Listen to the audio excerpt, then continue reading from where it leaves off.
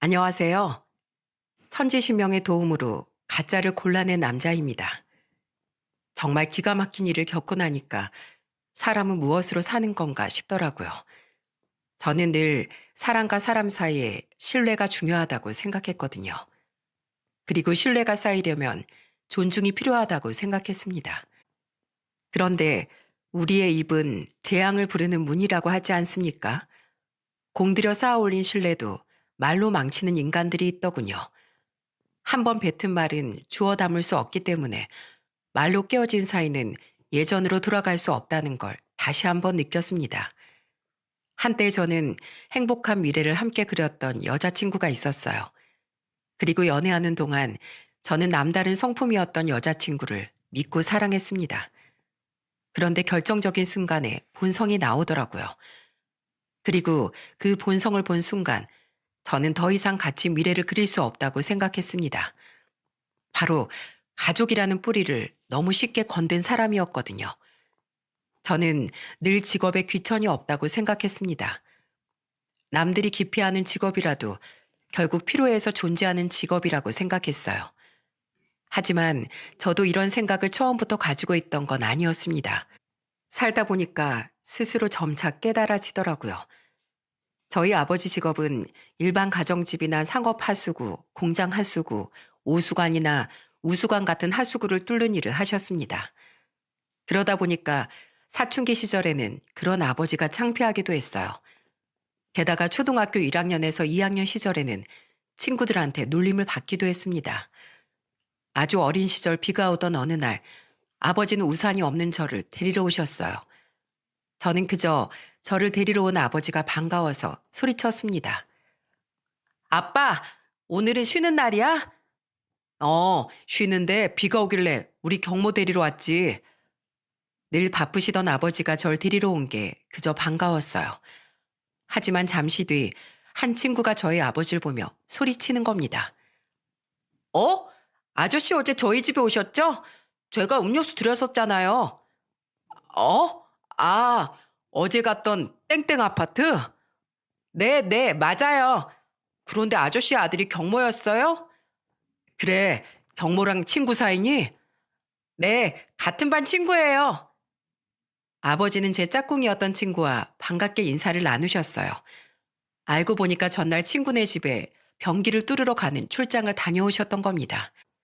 그때만 해도 그 일이 저한테 어떻게 다가올지 상상도 못했어요.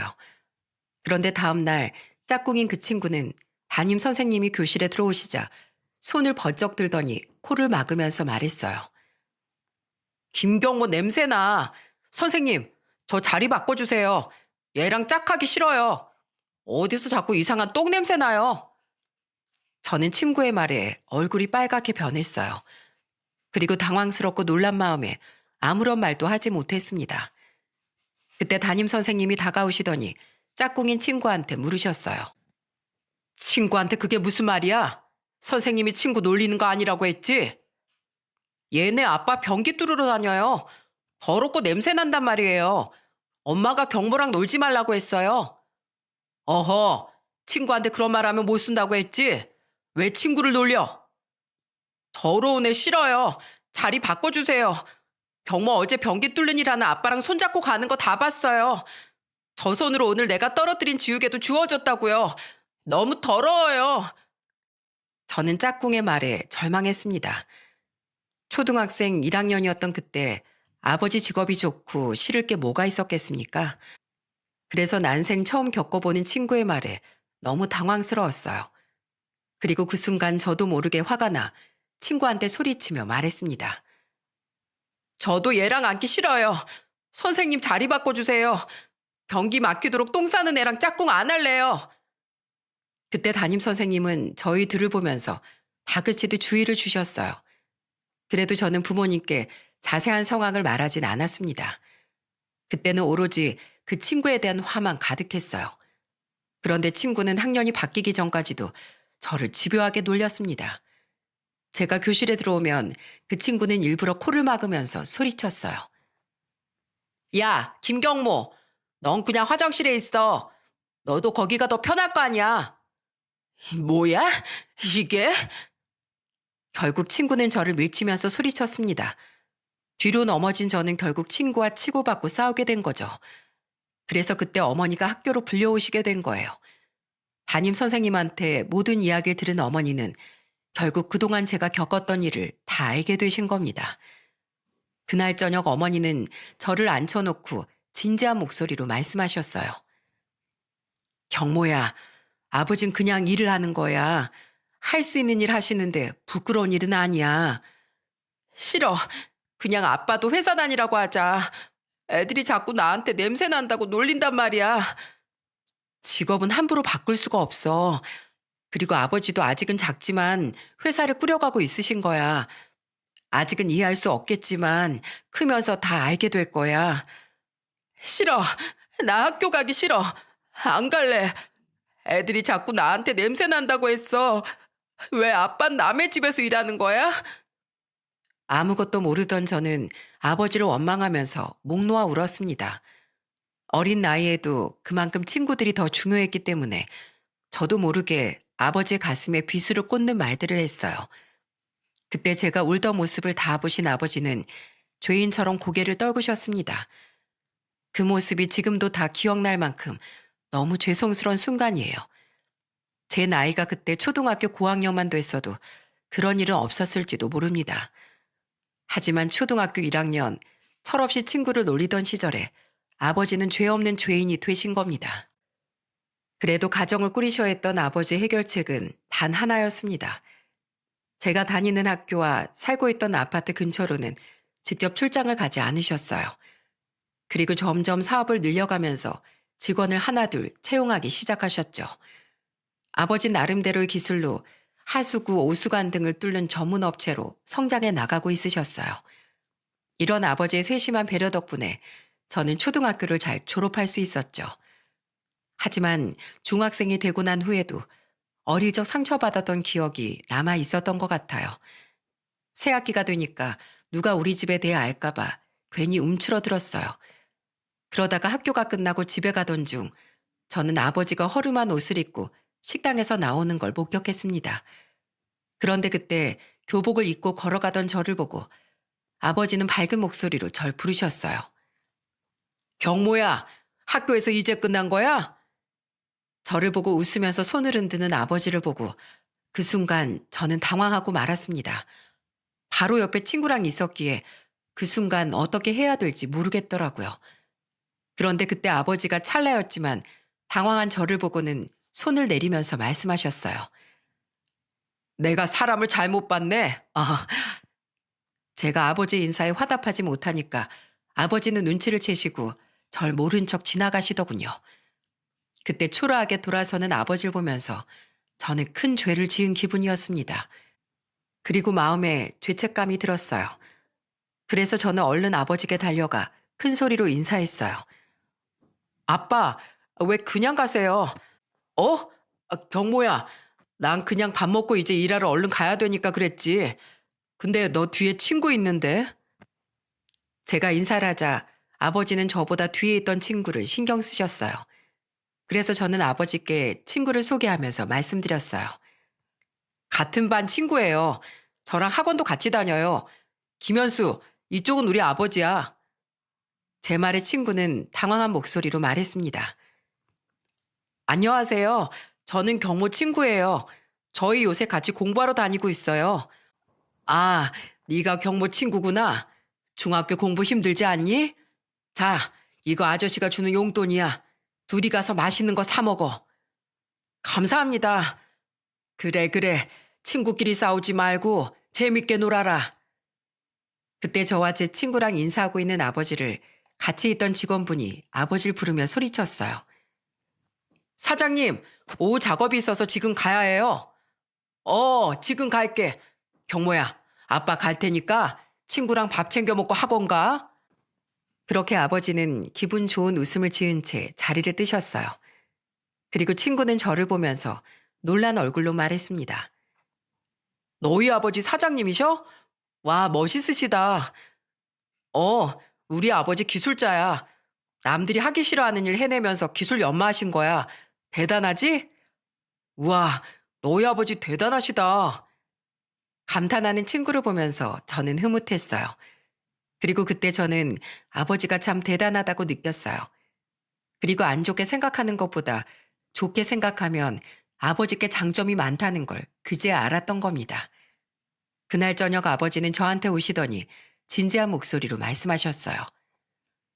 경모야, 아까 아빠랑 인사하는 거 괜찮았어? 너 불편하면 인사 안 해도 괜찮아. 아빠는 그런 거 신경 안 써. 너희들만 편하다면 다 괜찮아. 아니에요. 다 옛날 일이고 저도 이제 나이 먹었으니까 아버지가 얼마나 대단한 분인지 알아요. 아이고, 중학생 되더니 현자가 다 됐네. 나야 먹고 살 방법이 이것뿐이라 그렇지. 너희들 먹이고 입히려고 내 손에 흙 묻히며 사는 거야. 그러니까 넌 아무것도 모르는 것처럼 살아. 아버지, 우리 가족이잖아요. 그리고 각자 위치에서 잘 살고 있으니까 그걸로 잘 사는 거라고 생각해요. 우리 아들 철이 빨리 들었네. 이젠 아빠를 이해할 줄도 알고 정말 기특하다.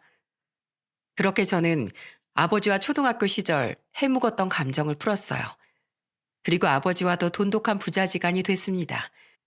제가 달라지니까 여동생들도 좀 더 아버지 직업에 대해서 호의적으로 생각이 바뀌기 시작했어요. 한 살씩 나이가 드니까 점점 아버지 직업에 대해 이해할 수 있게 된 거예요. 하루는 아버지가 감기 몸살로 힘들어 하셨던 때였는데 출근 준비를 하시는 걸 보고 깜짝 놀랐어요. 놀라신 어머니도 아버지를 만류하며 말했습니다. 여보, 감기엔 좀 쉬어. 애매하게 쉬면 괜히 더 병만 나. 고객들이 예약해 둔 게 있는데 어떻게 쉬어? 사정 말하면 이해해 주겠지. 사람이 아픈데 일을 어떻게 해. 아유, 됐어. 죽을 정도로 힘든 것도 아니니까 걱정 마. 전날까지도 열이 식지 않아서 고생하시던 아버지가 출근을 하신다는 거예요. 막내 여동생도 걱정이 됐는지 아버지를 보면서 말했습니다. 아빠, 아직 목소리도 힘든 것 같은데 좀 쉬세요. 괜찮아. 하루 이틀 하는 일도 아니고 걱정 마. 아버지는 끝까지 괜찮으시다면서 출근하셨어요. 그 시기가 회사가 이제 막 자리를 잡아가던 시기라 아버지는 쉴 수가 없으셨던 겁니다. 그런 아버지가 걱정된 저희 삼남매는 저녁까지 초조하게 기다렸어요. 그날 저는 아버지가 퇴근하고 오시자마자 걱정스럽게 물었습니다.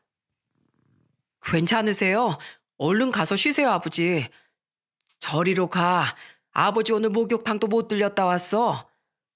일이 끝나면 사우나를 하고 오시던 아버지는 그날은 감기 때문에 가지도 못하고 그냥 집으로 오신 겁니다. 그래서 아버지는 저와 여동생들이 다가오니까 혹시 불쾌한 냄새가 날까봐 저희를 가까이 오지 못하게 하셨어요. 그걸 본 저는 아버지를 부축하며 말했습니다. 목욕탕을 뭐하러 들렸다 오세요. 집에 욕조에 있는 화장실 있잖아요. 제가 아버지 등 밀어드릴게요. 아이 녀석아, 아빠한테 냄새나. 저리 가. 에이, 무슨 냄새가 난다고 그래요. 그리고 세상에 냄새 안 나는 사람이 어딨어요. 다 냄새 나지. 에휴, 우리 아들이 많이 컸구나. 이 아빠도 이해할 줄 알고. 그때 제가 고등학생쯤 되니까 아버지가 저희를 위해서 얼마나 희생하며 사는지 헤아릴 수 있었습니다. 그래서 아버지의 고충을 잘 이해할 수 있었죠. 늘 성실하고 일만 할 줄 아는 아버지께 괜히 부담만 드린 것 같았습니다. 그저 성실한 아버지가 때로는 조금 쉬길 바랬어요. 하지만 아버지는 가장이고 직원을 둔 사장이었기 때문에 더 책임감 있게 일할 수밖에 없었던 겁니다. 그 당시에는 아버지 회사의 직원이 12명쯤 되면서 나름 규모를 키워가고 있었어요. 그래서 아버지는 책임감이 막중했던 겁니다. 그래서 저는 그런 아버지를 더 응원해드리고 싶었어요. 그렇게 저는 아버지의 아낌없는 지원과 어머니의 사랑을 받으면서 원하던 대학교에 당당하게 입학했습니다. 그 후 저는 대기업에 입사하게 됐어요. 제가 큰 회사에 합격했다고 하니까 부모님은 누구보다 기뻐하셨습니다. 그리고 저는 그런 아버지를 보면서 진지한 목소리로 말했어요. 저 이렇게 키워주셔서 감사드려요. 이게 다 아버지 덕분이에요. 정말 아버지 실망시키지 않게 열심히 살게요. 난 바라는 거 아무것도 없다. 난 자식들만 잘 살면 만사가 형통한 사람이야. 그러니까 지금처럼 열심히 살아가다오. 아버지의 두툼한 손을 맞잡은 순간 저는 괜히 울컥했습니다. 그때 저는 거칠어진 아버지 손을 잡으며 열심히 살겠다고 다짐했어요. 그렇게 취업 후 아버지께 용돈을 드리기도 하면서 나름대로 효도하며 지내고 있었어요. 그러던 중 저는 회사 생활 5년 차에 결혼 생각이 들 만큼 좋았던 예비 아내를 만나게 된 겁니다. 강남의 한 미용실에서 부원장으로 일하던 예비 아내는 예상과 다르게 차분하고 조신한 모습이었어요.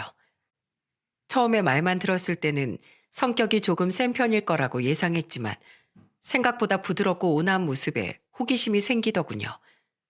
첫 만남에 밥을 먹고 나오는데 그때 날씨가 한겨울이었어요. 어색하게 걸어가고 있는데 예비 아내가 저를 보고 조심스럽게 말했습니다. 혹시 바쁘시지 않으시면 저 편의점 좀 잠시 다녀와도 될까요? 네, 그럼 저도 같이 가시죠. 그렇게 저는 영문도 모른 채 예비 아내와 편의점으로 들어갔어요. 그런데 예비 아내가 따뜻한 캔커피 2개를 사더니 주머니에 챙기더라고요.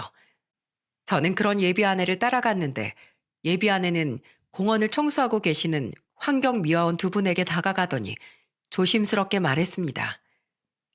안녕하세요. 이것 좀 드시고 하세요. 따뜻해서 주머니에 넣어두시면 손난로 같을 거예요. 예비 아내가 조심스럽게 건넨 캔커피를 건네받은 환경미화원 한 분이 놀란 목소리로 말했습니다. 아이고, 뭘 이런 걸 다 챙겨주세요. 괜찮아요. 아가씨도 추울 텐데 주머니에 넣어둬요. 아닙니다. 제가 일부러 편의점에서 사온 거예요. 그러니까 따뜻하게 손이라도 좀 녹이면서 하세요. 요즘 젊은 사람들 쓰레기차만 지나가도 더럽다고 욕하는데 젊은 아가씨가 이렇게 주변을 살필 줄 알고 참 마음씨가 곱네. 세상에 더러운 일이 뭐가 있어요. 다 필요한 일이잖아요. 아마 미화님들 안 계셨으면 이 거리도 볼품 없었을 거예요. 그만큼 거리를 빛내주시는 분들은 여기 계신 미화원 분들이시잖아요. 그렇게 말해주니까 내가 오늘 하루가 아주 뿌듯합니다. 너무 고마워요. 내가 캔커피로 손이 녹는 게 아니라 마음이 녹는 것 같네요. 생각지도 못한 예비 아내의 배려에 저도 깜짝 놀랐습니다. 그래서 예비 아내 같은 성격이면 저희 아버지의 특별한 직업도 이해해 줄 만한 사람이라고 생각했습니다. 그래서 저는 첫 만남에 예비 아내에 대한 호감이 올라갔어요. 그 후 저는 예비 아내와 여러 번 만나다가 연인 사이로 발전할 수 있었죠. 그리고 예비 아내는 정말 연애하는 동안에도 다정한 모습이었어요. 다른 사람을 배려할 줄도 알고 특히 어른 공경을 잘하는 사람이었습니다. 그때 저는 아내한테 궁금한 목소리로 물었어요. 넌 어른들 만나면 어색한 게 없는 것 같아. 집안의 어르신이랑 같이 살았어? 아니, 나 외동딸이야. 뭐? 정말? 난 외동일 줄은 몰랐어. 보통 외동은 이기적이라고 하던데 그것도 사람마다 다른가 봐. 그럼 사람마다 다 다르지. 내가 미용 처음 시작했을 때 독거노인분들 찾아가서 미용 봉사도 했었거든. 그걸 한 2년 다녔나? 그랬더니 나도 모르게 어르신들 보면 먼저 말도 걸고 농담도 자연스럽게 나오더라고. 미용 봉사도 다녔었어? 와, 진짜 대단하다. 난 회사만 다녀봐서 그런가 그런 봉사해볼 기회가 없었는데. 초보 미용사니까 이런저런 머리 만져보려고 다닌 거야. 그런데 정말 봉사하면서 배운 것도 많고 느낀 것도 많았어. 그래서 기회 되면 또 가보고 싶어. 우리가 가면 어르신들이 친손이 온 것처럼 반겨주시니까 나도 봉사가 아니라 고향 가는 것 같아. 진짜? 다음에 가게 되면 나도 같이 가자. 미용은 못해도 다른 거 도움될 만한 일이 있을 수 있잖아. 그래, 오빠도 봉사에 관심 있는지 몰랐네. 나중에 우리 같이 가보자. 진짜 좋은 경험 하게 될 거야. 그때 봉사활동까지 했었다는 예비 아내의 말에 사람이 달라 보였습니다. 그리고 그 이후로 예비 아내는 연애 기간이 길어질수록 저희 가족들도 살뜰히 챙겼어요. 그때만 해도 결혼 준비를 본격적으로 하기 전이었고 단순히 결혼을 전제로 만나고 있을 때였습니다. 그러다 보니까 예비 아내는 저희 아버지가 사업을 한다는 정도만 알고 있었어요. 예비 아내는 제가 일로 바빠서 깜빡 놓칠 만한 것들도 먼저 챙겨주며 말했습니다.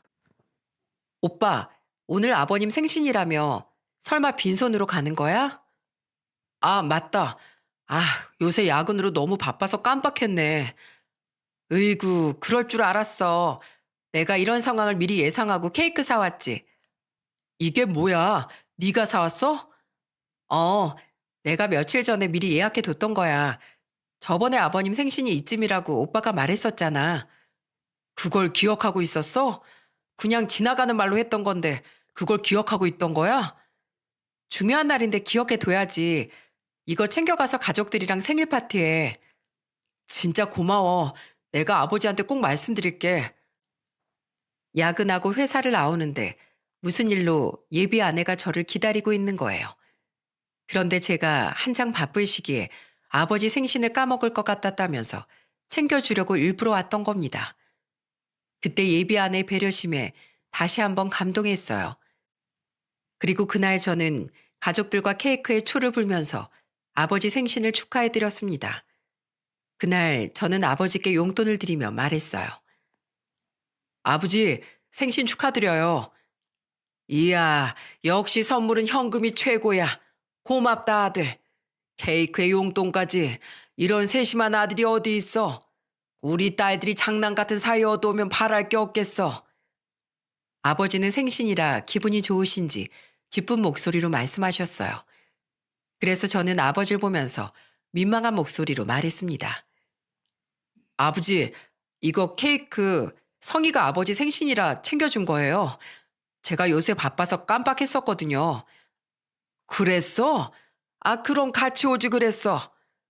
다음에 정식으로 인사드리고 싶다고 해서요. 우리 아들 여자친구가 벌써부터 예비 며느리 노릇을 하네. 내가 아주 고맙게 잘 받았다고 전해줘라. 아버지는 예비 아내가 보낸 케이크를 너무 고마워하셨어요. 그때부터 예비 아내는 저희 집에서 눈도장을 제대로 찍게 된 겁니다. 그 후로는 예비 아내가 더 세심하게 신경을 쓰기 시작했어요. 이미 결혼을 전제로 만나고 있었기 때문에 저도 예비 처가에 누구보다 잘하려고 신경을 많이 쓰고 있었죠. 하지만 예비 아내의 센스는 남자인 제가 따라잡기 어려웠어요. 그때 어머니가 동창인 친구들과 여행을 갈 계획이 있었는데 예비 아내가 작은 봉투를 건네면서 말했어요. 오빠, 이거 작은 가방인데 휴대폰이랑 소지품 작은 거 담아 다니기 편할 거야. 지갑도 들어가서 관광객들이 많이 사간대. 어머님 조심해서 잘 다녀오라고 전해드려. 우와, 이런 것도 다 준비했어? 그냥 신경 안 써도 괜찮은데 뭐하러 준비했어? 다 알고 있는데 어떻게 신경을 안 써? 별거 아니니까 어머님 드려. 저는 예비 아내가 저희 부모님을 살뜰히 챙겨주는 게 너무 고마웠어요. 세상에 내 부모에게 잘해주는 사람을 싫어할 사람이 있겠습니까? 그때 저희 어머니도 예비 아내가 준 선물을 받고 누구보다 기쁜 목소리로 말했습니다. 아이고, 걘 뭘 이런 걸 다 챙겼어? 어머, 이건 뭐야? 어머니는 예비 아내가 건넨 가방을 열어보다 안에 있는 용돈을 보고 깜짝 놀라셨어요. 그리고 돈과 함께 쪽지에는 이렇게 써져 있었습니다. 어머님, 즐거운 여행 다녀오세요. 작은 금액이지만 가서 맛있는 음식 많이 드시고 오시라고 조금 넣어뒀어요. 다음에 좋은 모습으로 인사드리겠습니다. 그걸 보고 저도 어머니도 모두 깜짝 놀랐어요. 그리고 어머니는 저를 보면서 진지한 목소리로 말씀하셨어요. 예, 이런 여잔 절대 놓치면 안 되는 거야. 세상에 이렇게 꼼꼼한 사람이 어딨어. 그러게요. 저도 이렇게까지 준비할 줄 몰랐어요. 이럴수록 너도 예비처가 잘해야 된다. 알았지? 네, 제가 더 신경 쓸게요. 저희 부모님은 예비 아내의 센스를 마음에 쏙 들어 하셨어요. 그리고 한 달 뒤 부모님은 예비 아내를 정식으로 초대하게 됐습니다. 그때 예비 아내는 저희 어머니께 정중하게 인사를 드리며 말했어요. 안녕하세요. 이성이라고 합니다. 그동안 말씀만 많이 듣고 이제야 뵙게 됐네요. 그때 아버지는 일이 늦어져서 어머니와 저 여동생 두 명만 있었습니다. 어머니는 예비 아내를 반갑게 맞이해주면서 말씀하셨어요. 어서 와요. 경모한테 얘기 많이 들었어요. 우리 남편이 오늘 일 때문에 조금 늦는다고 하니까 우리끼리 밥 먹고 있으면 될 것 같네. 어머니는 예비 아내를 주방으로 안내했어요. 그리고 여동생들도 예비 아내와 이런저런 대화를 나누며 화기애애한 분위기가 조성됐습니다. 그렇게 잠시 뒤 밥을 다 먹었을 때쯤 아버지가 오신 거예요. 아버지는 급하게 오셨는지 헝클어진 머리로 들어오셨습니다. 그리고 예비 아내를 보면서 반갑게 인사하면서 말했어요. 아이고, 내가 일하다 늦었지 뭐냐. 첫 만남에 내가 실례를 범했네. 아닙니다. 아버님 얼굴 뵌 것만으로도 저는 다행이라고 생각해요. 오늘 많이 바쁘셨나 봐요. 옷기도 잘못 접혀 있으신데요. 아이고, 내 정신 좀 봐.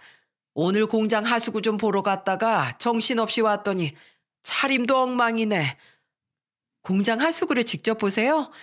보통은 업체 부르지 않나요? 손재주가 엄청 좋으신가 봐요. 아니, 내가 하수관, 오수관, 변기 이런 거 뚫는 일을 하거든. 내가 하는 사업이니까 잘 안 뚫리는 건 직원들이 못 가고 내가 다니고 있어. 이래 봬도 내가 기술자야. 그때 아버지는 호탕하게 웃으면서 예비 아내한테 사업에 대해 말했습니다. 그런데 그 순간 예비 아내는 그런 아버지의 말을 듣고 묘하게 표정이 달라진 것 같았어요. 저는 갑자기 웃음기가 싹 사라진 예비 아내가 긴장해서 그런 줄 알았습니다. 하지만 그건 제 착각이었던 거예요. 간단하게 씻고 나오신 아버지는 예비 아내를 보면서 즐거운 목소리로 말씀하셨어요. 강남에서 미용실 한다고 했었나? 제가 직접 하는 건 아니고 그냥 부원장이에요. 그래도 대단하네. 깐깐한 강남 바닥에서 미용사 하는 게 쉽지 않을 텐데 아주 대단한 일 하고 있네. 미용사가 아니고 디자이너예요. 호칭을 정확하게 해주셔야 오해하는 일이 없죠. 오해? 무슨 오해를 해? 내가 강남 미용실이 어떻게 돌아가는지 몰라서 그랬지. 그래도 말은 아다르고 어다른 건데 정확하게 해주셔야죠. 그냥 사업한다고 하면 사무실 두고 일하는 건 줄 알잖아요. 뭐? 그게 무슨 말이냐? 아니에요. 하도 제 직업을 오해하는 사람들이 많아서 제가 예민했나 봐요. 갑자기 달라진 예비 아내의 차가운 말투에 분위기가 싸해졌어요. 그리고 그때 어머니는 분위기를 풀어보려고 과일을 가져오면서 말씀하셨습니다. 그래, 우리 예비 며느리 말이 맞지. 호칭은 제대로 해야 맞지. 자자, 우선 입가심으로 과일 좀 먹고 얘기해요. 어머니는 과일을 식탁에 올려두며 말씀하셨어요. 그런데 예비 아내가 코를 찡그리며 말하는 겁니다. 어머님 죄송한데요. 제가 유기농 과일만 먹어서요. 혹시 이거 농약 친 거예요? 이거 마트에서 박스로 산 거야. 유기농은 아닌데 내가 아주 잘 씻어놨어. 아우 됐어요.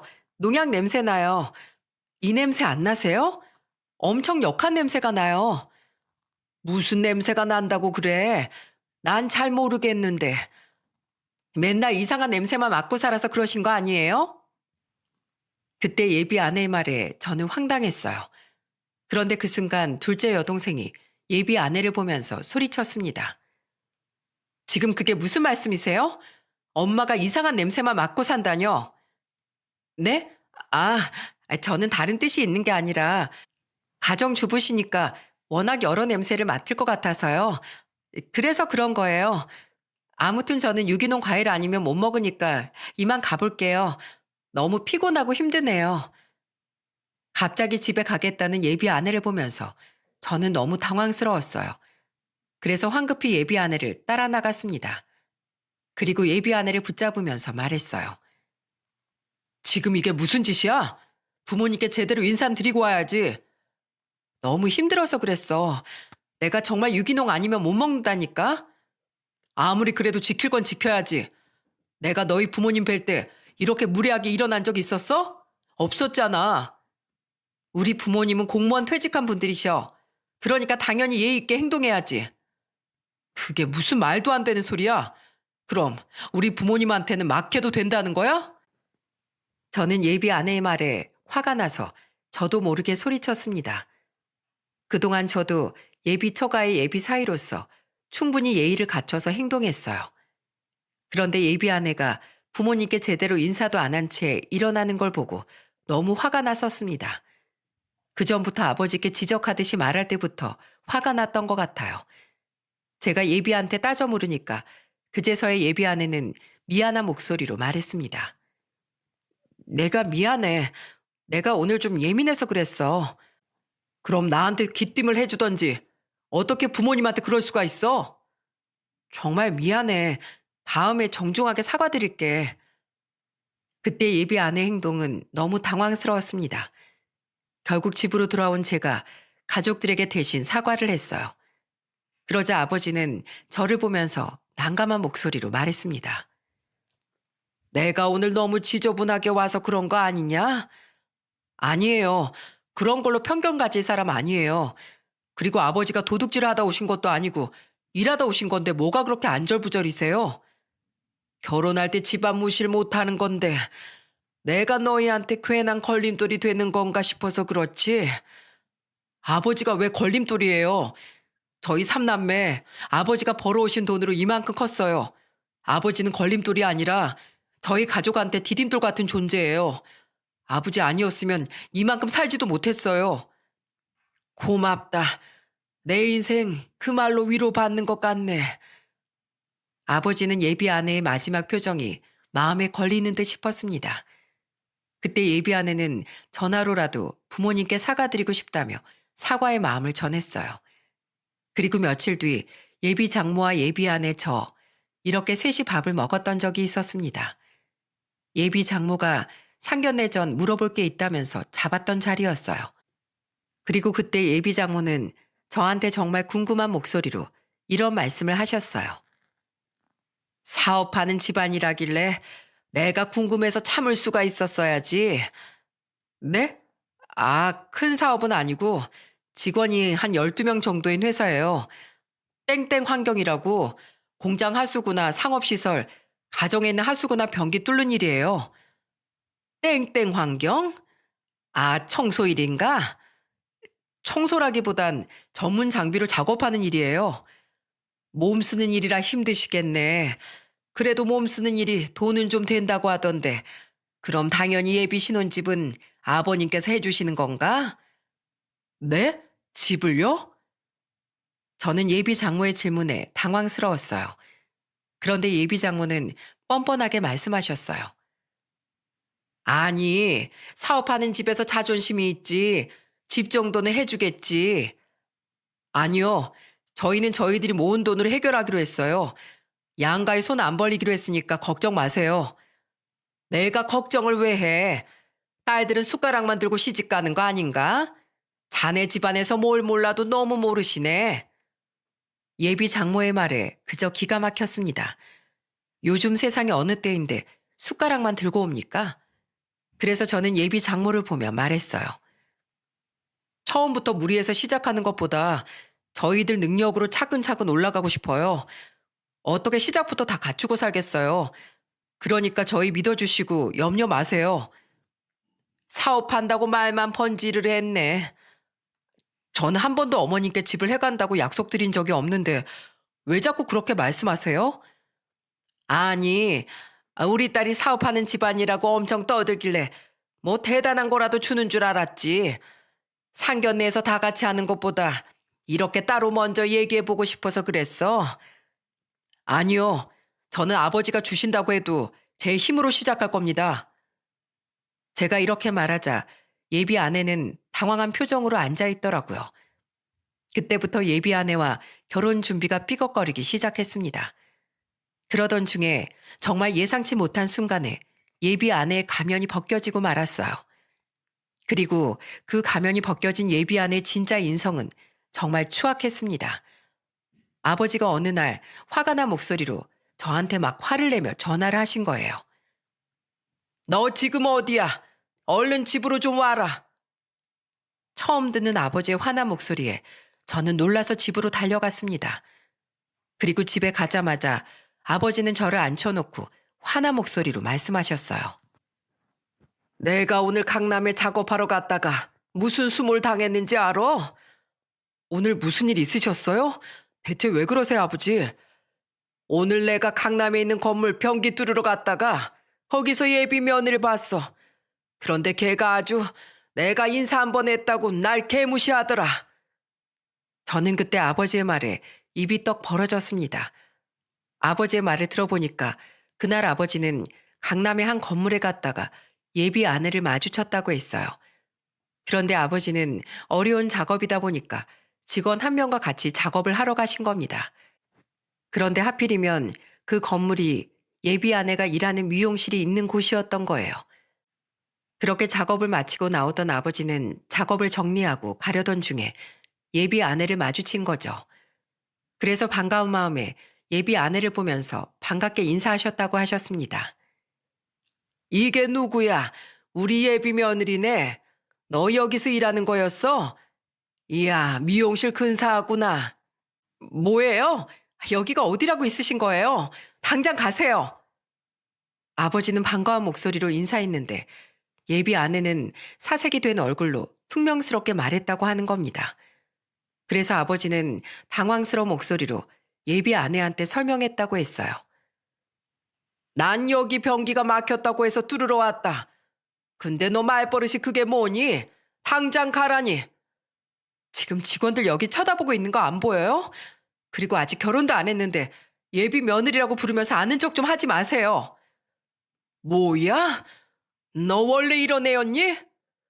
네, 원래 이런 애였어요. 변기 뚫는 집안에 시집 간다고 광고할 일 있어요? 제 얼굴에 먹칠하지 말고 당장 가세요. 예비 며느리가 소리를 지르는 바람에 주변에서 사람들이 둘러싸기 시작했다고 했어요. 그리고 사람들이 수군거리기 시작하자 미용실의 원장이 나오게 된 겁니다. 그때 아버지는 예비 며느리의 실체에 큰 상처를 받고 어이없는 목소리로 말씀하셨다고 해요. 내가 사람을 잘못 봤네. 그동안 내가 아주 사람을 제대로 잘못 봤어. 예비 아내는 변기를 뚫고 나오는 아버지가 하찮은 직업을 가졌다고 생각했던 거예요. 그런데 그 순간 오만한 예비 아내의 생각에 태클을 걸어줄 인물이 등장했어요. 바로 미용실 원장이었습니다. 그 원장은 아버지와 예비 아내를 보면서 말했다고 했어요. 이게 무슨 소란이에요? 실례지만 무슨 일이 있으신가요? 그때 원장은 아버지를 보며 말했고 아버지가 무슨 말을 하려던 순간에 원장이 손뼉을 치며 말했다고 했습니다. 혹시 성함이 김상주 아저씨 맞으세요? 맞는데요. 누구? 아니, 넌 민경이 아니니? 네, 맞아요. 민경이에요. 아이고, 이 아버지 장례식장에서 마지막으로 보고 이게 20년 만에 보네. 그동안 잘 지내셨어요? 아니, 근데 여기서 이게 무슨 일이세요? 그게 아니라, 난 여기 변기가 막혔다고 접수가 들어와서 왔다가 며느리 되레를 마주쳐서 인사했더니 기겁을 하더구나. 내가 변기나 뚫는 하찮은 직업이라서 그랬나 봐. 아버지의 말에 원장은 믿을 수 없는 표정을 지었다고 했어요. 그러더니 원장은 예비 아내를 보며 호통을 치며 말했다고 했습니다. 성희 씨, 내가 항상 그 입 조심하라고 했죠? 고객들한테 말 함부로 해서 컴플레인 걸리더니 지금 일 봐주러 오신 분께도 막말하는 겁니까?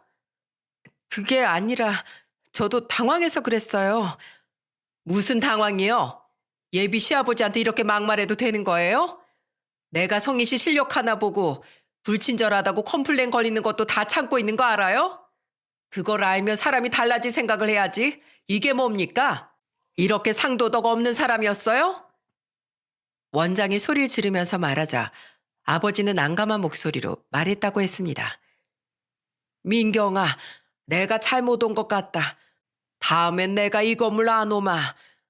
무슨 소리세요? 짚고 넘어갈 건 제대로 짚고 넘어가야죠. 성희 씨, 당장 사과드려. 어서.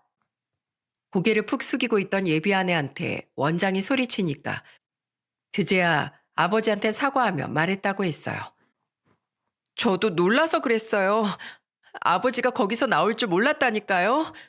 다른 직원들은 제가 대기업 다니는 남편에 사업하는 집안으로 시집 간다고 얼마나 부러워하는데요. 그런데 아버님이 거기서 나타나니까 너무 당황해서 그랬어요. 뭐? 창피해? 그래, 네 마음 잘 알았다. 하지만 이 결혼은 내가 다시 생각해 봐야겠다. 그렇게 아버지는 미용실 앞에서 예비 며느리와 한바탕하고 원장과 같이 밥을 먹으러 갔다고 했습니다. 그리고 그 원장은 아버지께 식사를 대접하며 말했다고 했어요. 그때 저희 아버지 사업 망했을 때 아저씨가 많이 도와주셨잖아요. 근데 제가 이렇게 도움드리게 될 줄 몰랐네요. 정말 다행이에요. 내가 무슨 도움을 줬다고 그래. 에이, 친구 사이에 보증서 주고 생활비 대주는 게 쉬운 줄 아세요? 제가 나이 들어보니까 친할수록 더 돈 거래는 안 하게 되더라고요. 그래서 그때 저한테 용돈 주시던 아저씨께 참 감사했어요. 다 지난 일인데 뭘. 이런 강남 바닥에서 미용실도 차리고 너도 성공했네. 아버지가 보셨으면 좋아하셨을 텐데. 저도 나이가 지금 거의 50이 다 됐어요. 그런데 제 미용실 부원장이 예비 며느리인 줄은 꿈에도 몰랐네요. 나도 놀랬지 뭐야. 내가 오늘 그동안 몰랐던 실체를 제대로 본 것 같아. 제가 아저씨한테 이건 솔직하게 좀 말씀드려야겠어요. 엄청난 거라도 숨겨져 있는 거야? 그럼요. 저는 성희 씨 실력만 보고 데리고 있는 건데 가족이었으면 가만 안 뒀어요. 맨날 고객들하고 싸우고 새로 들어오는 직원한테 갑질하고 해서 다 그만두고 난리도 아니에요. 뭐야? 그런 성격이면 같이 일하기 힘든 거 아니야? 또 머리를 너무 잘하니까 단골 연예인도 있어서 그냥 지켜보고 있었죠. 근데 오늘 보니까 저도 심각하게 고민되네요. 알고 보니까 예비 아내는 인성 안 좋기로 소문난 그런 사람이었던 거예요. 그래서 아버지가 이 모든 걸 직접 겪고 저한테 다 말씀해 주신 겁니다. 그래서 저는 너무 화가 나서 바로 예비 아내를 찾아가 화를 내며 소리쳤어요. 네가 감히 우리 아버지한테 그런 말을 할 수 있어? 감히 아버지를 무시해? 변기 뚫는 게 뭐가 어때서? 우리 아버지 정말 하늘 우러러 한 점 부끄러움 없이 사신 분이야. 네가 알기나 해? 오빠 미안해. 내가 진짜 그때 당황해서 그랬어. 정말이야. 냄새도 너무 나서 힘들었다니까. 아니, 넌 보통 인성이 아니야. 어떻게 우리 아버지한테 그럴 수가 있어? 나는 너 절대로 용서 못해. 그리고 내 뿌리나 다름없는 우리 아버지 건든 너랑은 절대 결혼 못해. 제 말에 예비 아내는 애원을 하며 매달렸어요. 하지만 착각했다, 당황했다는 말들로 애원하는 예비 아내의 말을 저는 철저히 무시했습니다. 사람이 당황했다고 막말을 해도 되는 겁니까? 그래서 저는 착한 척하던 예비 아내의 민낯을 알게 된 날 하원을 통보했어요. 그리고 두 얼굴을 가지고 있던 그 여자는 어떻게 됐는 줄 아시나요? 결국 미용실 원장이 해고했다면서 아버지한테 전화가 왔다고 하더군요. 그동안 원장 모르게 부자 고객이나 미용실에서 돈 좀 쓰는 고객들을 상대로 출장 미용을 해주고 있던 거예요. 그런데 그렇게 원장 허락도 없이 미용실 재료를 가지고 출장 시술을 하다가 머리가 다 상했다면서 컴플레인을 건 고객 때문에 다 들통나고 만 겁니다. 결국 모든 직원들한테 만행이 들통난 그 여자는 잘리게 된 거예요. 생각보다 미용 업계가 좁은 편이라서 아예 지역을 옮겨야 할 정도로 소문이 파다했다고 하는 겁니다. 지금은 어디 지방으로 내려가서 일하고 있다고 들은 것 같은데 정말 자기 발등 자기가 찍는 꼴 아닙니까? 이 사건 이후로 저는 어느덧 40 초반을 지나가고 있어요. 이제는 결혼도 포기하고 그저 부모님께 감사한 마음으로 효도하며 지내고 있답니다. 이제는 짝을 찾으려고 노력하기보다 그저 물 흐르듯 살다 보면 저와 맞는 사람을 만날 수 있겠거니 싶은 마음으로 지내고 있어요. 이제 저한테는 자랑스러운 아버지께 최선을 다하려고 합니다. 한평생 가족을 위해서 헌신만 하신 아버지께 제대로 보답하고 싶어요. 돌다리도 두드려보고 건너라는 말이 있지 않습니까? 요즘 같은 시대에 특히나 사람을 만나는 일은 조심해야 하는 것 같아요. 이건 당한 사람이 바보라서 속는 게 아니라 속이려고 작정하면 정말 그 사람의 실체를 알 수가 없겠더라고요. 저희 아버지가 그날 그 건물에 가지 않았더라면 저는 한 여자의 반쪽짜리 모습만 보고 어리석은 결혼을 했을 것 같아요. 그러니 여러분들도 제 사연을 교훈 삼아서 사람 조심하시길 바라겠습니다. 함께 해주셔서 감사합니다.